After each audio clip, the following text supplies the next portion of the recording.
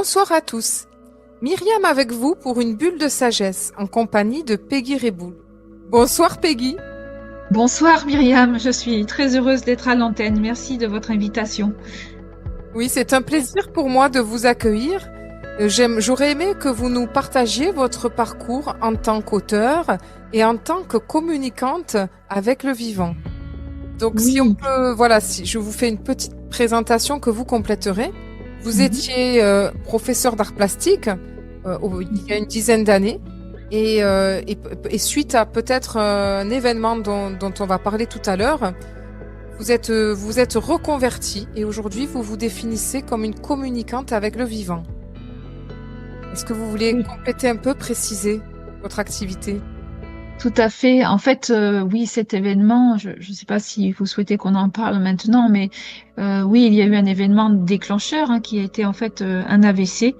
Et au moment où j'étais encore enseignante d'art plastique, et puis j'étais également artiste plasticienne, et cela m'a permis de comprendre que je n'étais pas totalement alignée finalement à mon rêve d'enfant.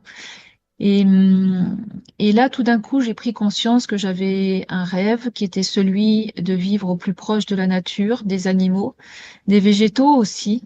Et à ce moment-là, j'ai entrepris une reconversion professionnelle en agroécologie, mais aussi et surtout dans le milieu équin, plus particulièrement, et puis la communication animale. Et là, j'ai réouvert en fait des portes, des grosses portes que j'avais fermées, puisque étant plus jeune, beaucoup plus jeune, j'avais ces capacités, disons, oui, médiumniques, où je percevais donc des phénomènes invisibles et je pouvais rentrer donc en communication, notamment avec les êtres décédés. Mais comme tout enfant, j'avais envie de vivre tout à fait normalement et il fallait pas qu'on me parle de ça. Et quand je suis rentrée au collège, j'ai vraiment tout refermé. Et suite à cet AVC, tout s'est réouvert. Et dans ce chemin entrepris de réouverture des portes extrasensorielles par le biais de la communication animale, eh bien, j'ai pu retrouver toutes ces facultés et me spécialiser maintenant dans cette communication avec les animaux, entre autres. Donc, c'est mon quotidien. Tous les jours, j'ai des consultations avec des animaux domestiques ou même d'élevage ou même sauvages. Et puis, j'ai à cœur aussi d'entreprendre pas mal d'enquêtes en interrogeant les animaux sauvages, notamment les cétacés, les dauphins, les baleines, les cachalots. Et puis, cette enquête-là que je viens de mener pendant 1 an et demi auprès des chevaux sur la question du bien-être. Et à côté de ça, bien sûr, je forme les personnes pour retrouver cet outil finalement très naturel qui est celui de la télépathie, de l'intuition, euh, et puis parfois même la médiumnité. Voilà, donc ça, c'est mon quotidien et aujourd'hui, je suis très, très heureuse de vivre dans un environnement très naturel, au milieu de mon troupeau de chevaux. Je collabore en fait avec les animaux qui sont de véritables associés, compagnons et qui font partie intégrante de notre famille avec mon compagnon également. Oui, en effet, c'est un quotidien quand même particulier, assez extraordinaire que vous nous évoquez là. J'aimerais revenir sur donc en 2011 à peu près, vous avez eu un AVC et, euh, Oui. et donc c'était vous vous êtes retrouvé devant des questions, on va dire existentielles ou essentielles. Et dans votre livre, vous dites que vous avez réalisé que vous rêviez votre vie au lieu de vivre vos rêves. C'est une belle formule, je trouve. Et donc votre rêve, vous avez compris que votre rêve était en fait de vraiment vous rapprocher des animaux et en particulier des chevaux. Est-ce que vous avez toujours eu ce lien depuis votre enfance privilégié avec les chevaux? Pendant l'enfance, je ne venais pas d'une famille et d'un milieu où le cheval faisait partie du quotidien. Par contre, j'ai vécu jeune en Camargue, en fait, aux portes de la Camargue.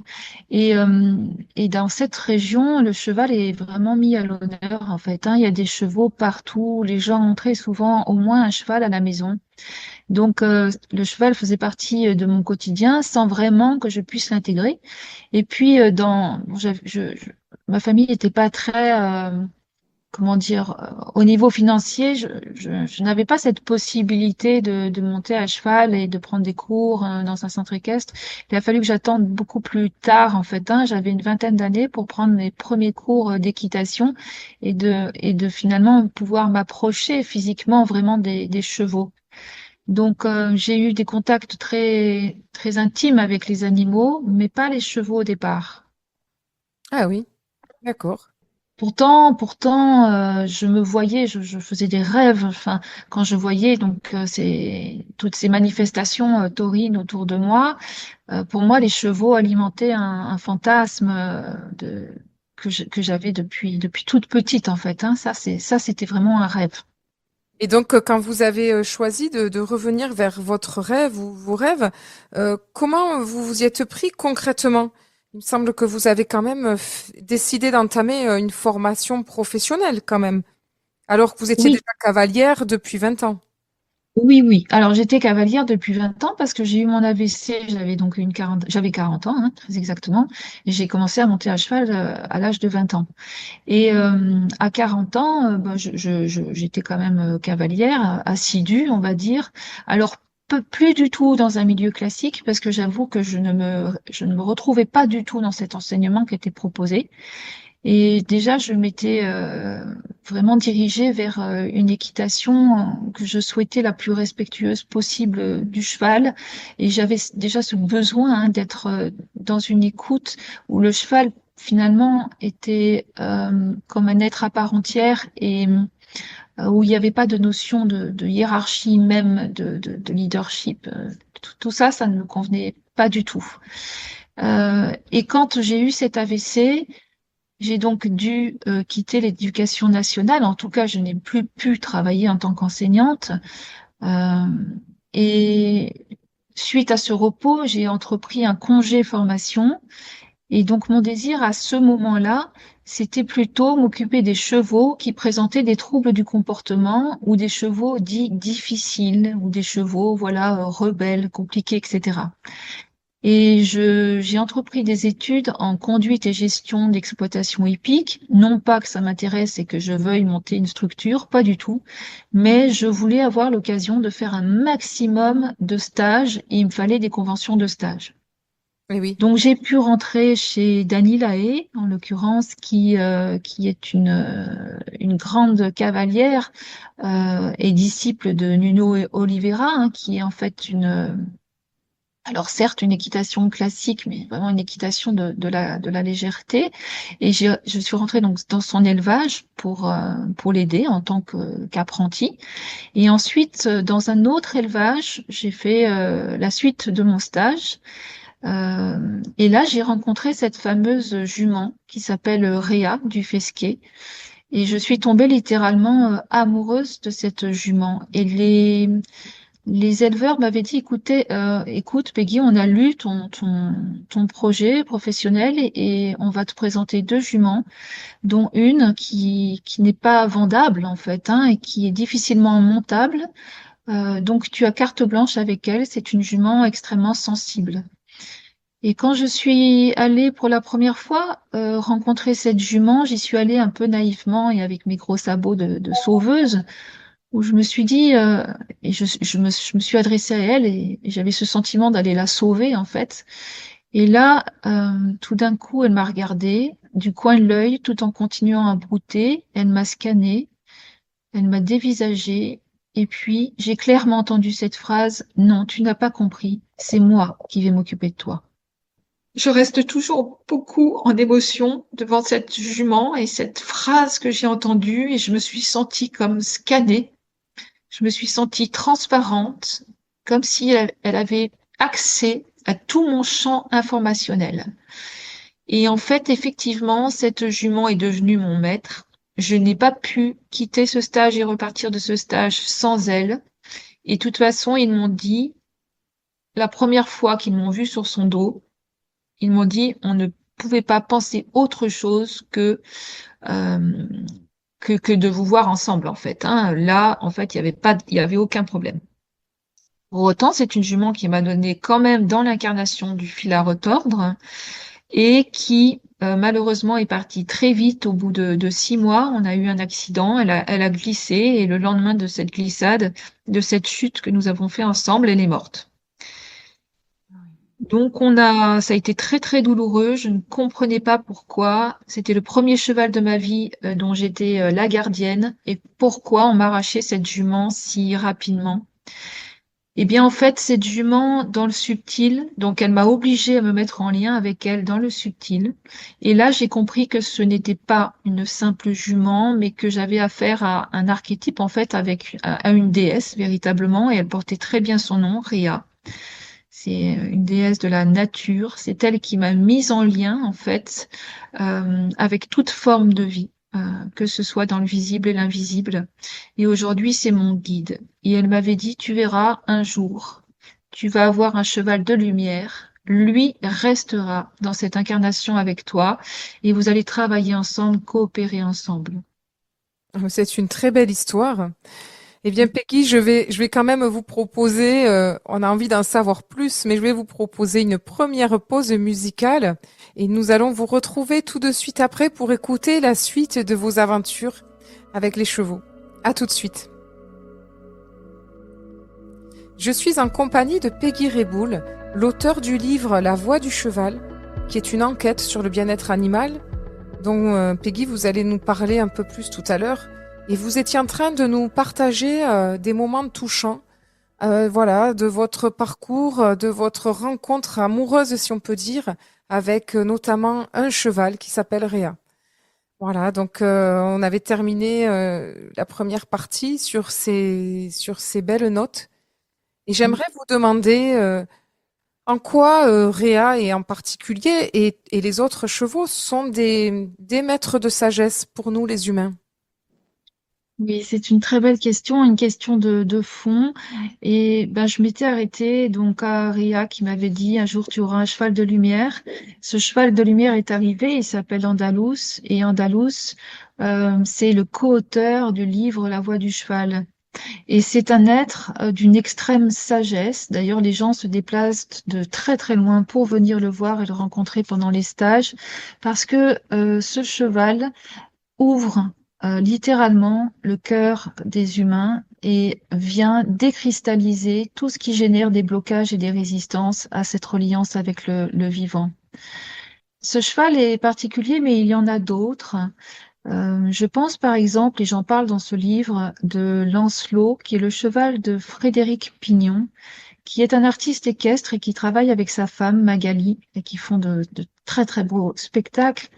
Et en l'occurrence, un de leurs chevaux, Lancelot, a 24 ans aujourd'hui et Frédéric me demandait ce que j'en pensais, de l'interroger sur son avenir et sa retraite. Ce cheval avait-il envie de prendre sa retraite et quitter la piste? Et en fait, Lancelot m'explique que il a acquis énormément de sagesse durant tous ces spectacles et cette relation, cette reliance à l'humain, et qu'aujourd'hui, non seulement il ne voulait pas être à la retraite, mais il voulait débuter chaque spectacle seul, en liberté, sur la piste, et il voulait que quelques phrases soient énoncées à voix haute, et ces phrases, il me les a dictées. Donc c'est ma voix qu'on entend, mais c'est vraiment la vibration des mots et des phrases de Lancelot qui débute le spectacle. Et là, comme par magie, il ouvre les cœurs de tout le public.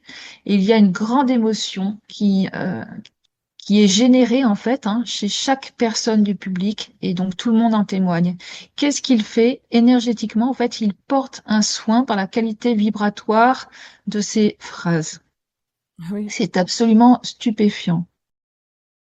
Est-ce que vous pourriez nous en dire une comme ça, à l'antenne de ces phrases? Alors, non, je l'ai plus en tête parce que quand je canalise en fait le texte, quand je canalise en fait ce que me dit le cheval, moi après j'oublie et je l'ai pas noté sous mes yeux. Enfin, par contre, je peux vous citer par exemple ce que peut dire Andalous par moment.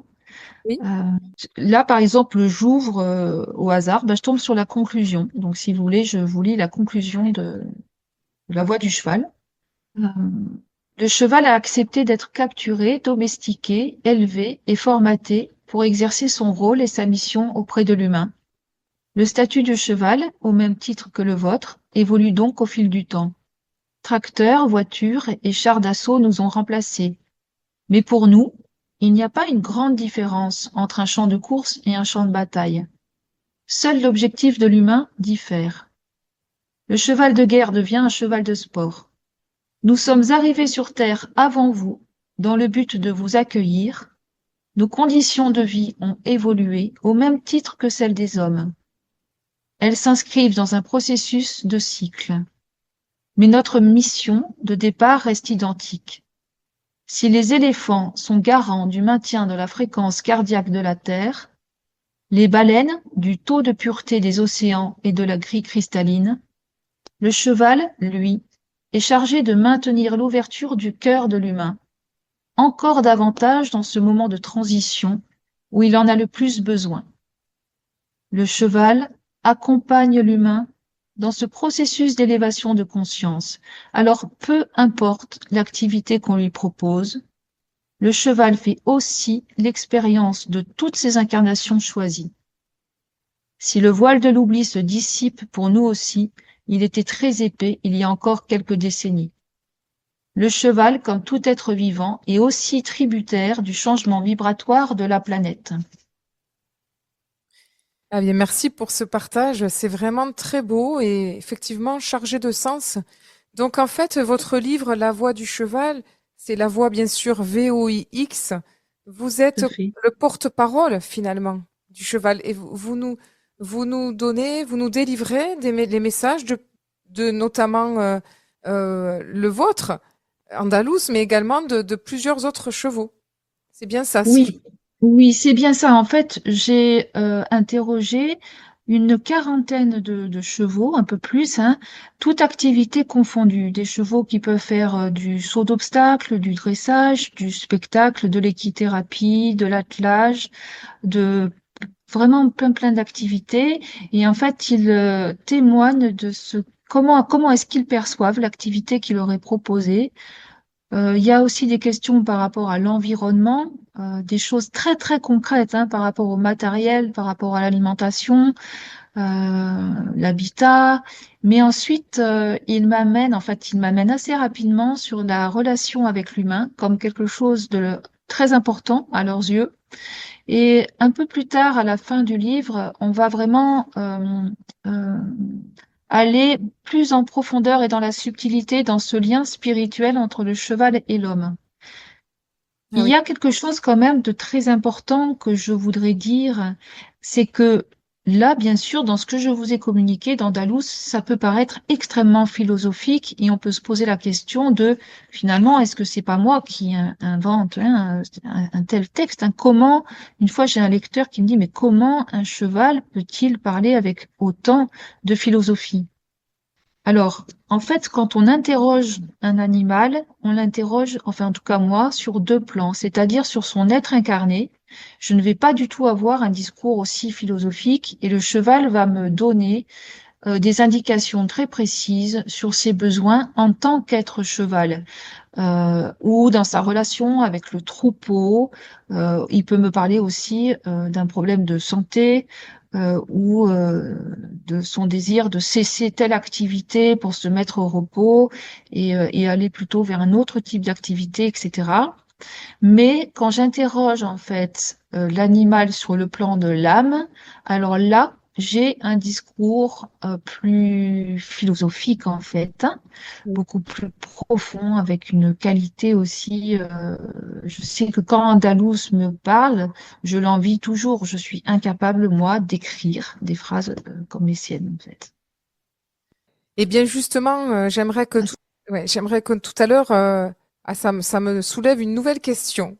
Mais nous allons faire une deuxième pause musicale et nous allons nous retrouver tout de suite après Peggy parce que j'aimerais que vous nous partagiez quand même, mais comment vous faites pour rentrer en communication et pour recevoir ces messages des chevaux. Donc rendez-vous après la pause musicale. À tout de suite. Je suis en compagnie de Peggy Reboul, l'auteur du livre La voix du cheval. Et Peggy, tout à l'heure, vous étiez en train de nous partager des messages de votre cheval de prédilection, on va dire, andalouse, un beau message de sagesse. Et j'avais envie de vous demander, comment faites-vous, Peggy, pour recevoir, quelle est la technique, la méthode, comment vous vous mettez en lien avec le cheval afin d'entendre ce qu'il a à vous dire? Alors, de différentes façons. Alors, moi, personnellement, déjà, quand j'aborde un cheval, je me précipite pas immédiatement sur lui. Je prends en considération ce qui m'habite et ce qui habite autour de moi, c'est-à-dire mon champ informationnel ou mon aura, hein, ou en tout cas mes champs subtils, hein. Tout dépend, en fait, c'est une histoire de mots. Et ensuite, je prends en considération aussi le champ énergétique de l'animal, donc son aura ou son champ informationnel, et je perçois donc la présence de l'animal bien au-delà de son corps physique. Par là même, moi, je me considère comme de l'énergie et je vois que ce cheval est aussi de l'énergie et donc c'est un transfert d'énergie. J'ai accès à toute forme d'information qui l'habite et je sais qu'il a accès à toutes les informations qui m'habitent. Plus concrètement, quand je me mets en lien avec le cheval, j'essaye de faire taire mon mental, mes pensées, et je me mets dans une posture d'écoute et de silence. Et ensuite, je porte toute mon attention sur ma respiration et mon cœur. Et dans la zone de mon cœur, je vais imaginer un espace de rencontre qui peut être un simple espace vibratoire où je souhaite que cette vibration soit la plus élevée possible et la plus lumineuse possible. Je peux aussi imaginer, si je suis visuelle, que cet espace, c'est comme un paysage imaginaire très très beau dans lequel je vais inviter l'animal ou l'esprit de l'animal à venir me rencontrer dans cet espace. Et là, je reste à l'écoute dans le silence du cœur et j'ai ces premières informations qui arrivent. Au départ, je ne pose aucune question, je goûte et je savoure en fait l'essence de l'être.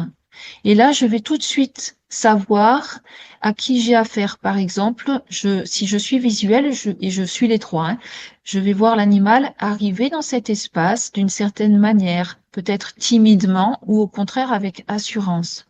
Je vais sentir dans mon corps son état physique aussi, hein, son état d'être, hein. S'il est un petit peu tendu, peut-être que je vais sentir mon corps tendu ou mon plexus. Euh, et ensuite, ben, j'entends, j'ai cette chance en fait d'être essentiellement clairvoyante. Donc, il me suffit de prendre mon carnet de notes et un stylo et d'écrire les phrases qui traversent mon esprit. Donc c'est Ça, c'est le principe. En prenant quand même le soin avant de m'ancrer à la terre, comme si j'étais un arbre en fait, hein. Donc, je me relie vraiment à la terre et en fait, mon ego disparaît. L'être incarné que je suis, je le fais disparaître, je le rends invisible.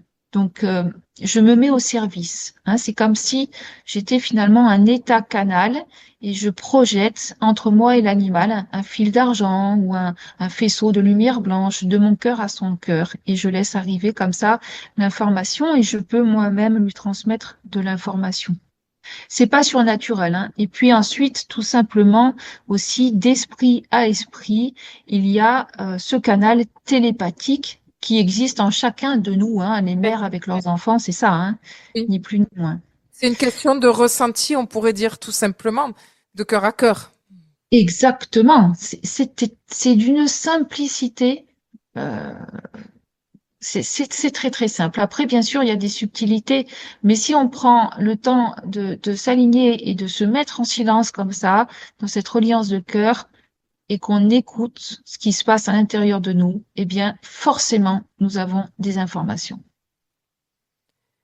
Eh bien, merci Peggy pour pas une explication, mais pour ce partage passionnant de comment, tout simplement, vous pouvez, enfin, ça paraît simple. Après, j'imagine que c'est quand même une pratique et un entraînement régulier. Mais voilà, vous nous avez partagé comment, de manière très simple, vous vous rentrez de cœur à cœur en lien avec le cheval. Et je sais que vous proposez des stages pour permettre à tous de vivre cette expérience.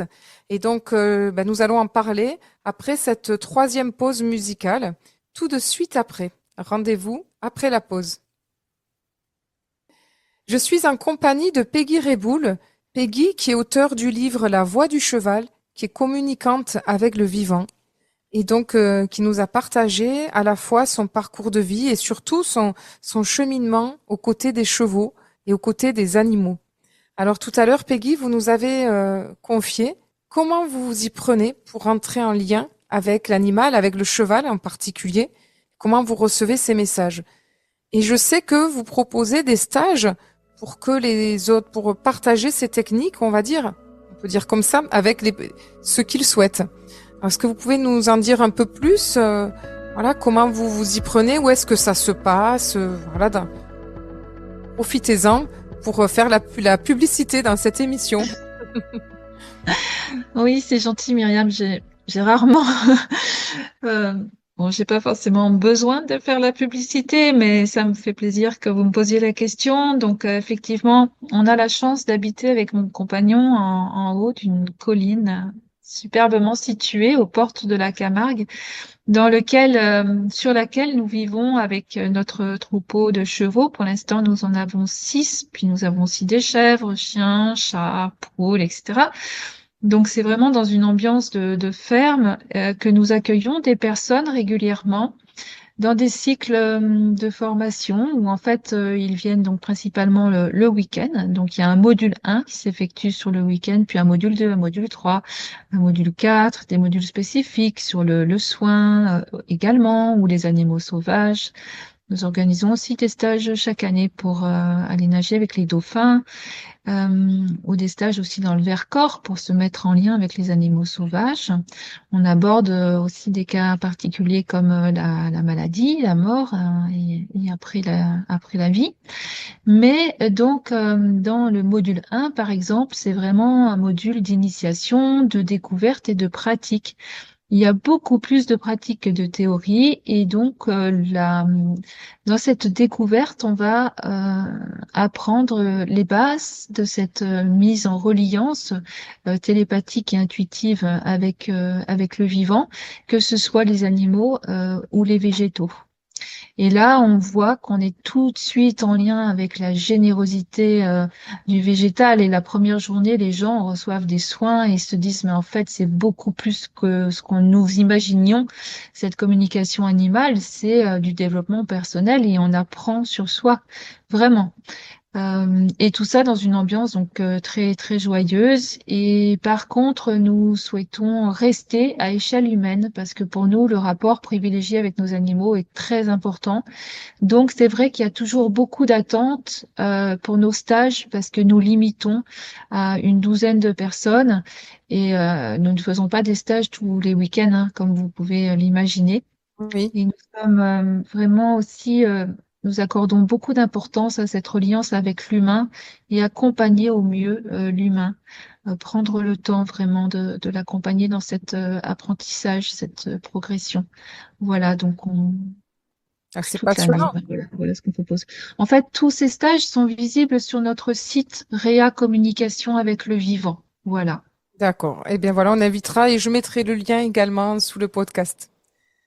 Alors, Merci. euh, alors Peggy, nous arrivons malheureusement à la fin de cette émission et j'aimerais quand même vous laisser un petit mot de la fin, un petit plus ou moins long mot de la fin. Quel message vous auriez envie de partager aux auditeurs? Alors, ben, on va rester avec l'esprit cheval au service du vivant, et je vais vous lire un passage euh, de mon livre qui, en fait, j'ai rencontré les chevaux de Przewalski qui sont des chevaux dits sauvages. C'est vrai que ce sont à la base voilà, des chevaux qui ne sont pas domestiqués par l'humain, mais par contre, ils sont dans une immense réserve de 200 hectares euh, en France, et c'est l'association TAC qui s'en occupe et qui veille en fait à leur reproduction.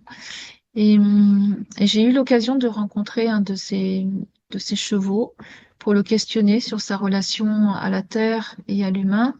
Et il m'a dit quelque chose qui m'a vraiment profondément touchée en me disant qu'il considérait l'humain comme un être fragile, vulnérable. Et quand je lui ai demandé de me parler de cette vulnérabilité, c'est parce que tout simplement, il me dit que eux sont reliés à un grand esprit. Je vais vous dire exactement ce qu'il me dit.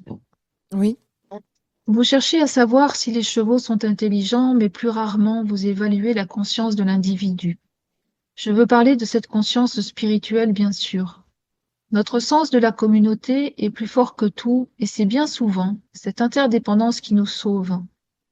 Notre conscience individuelle s'allie à la conscience collective, c'est ce que vous appelez l'âme groupe.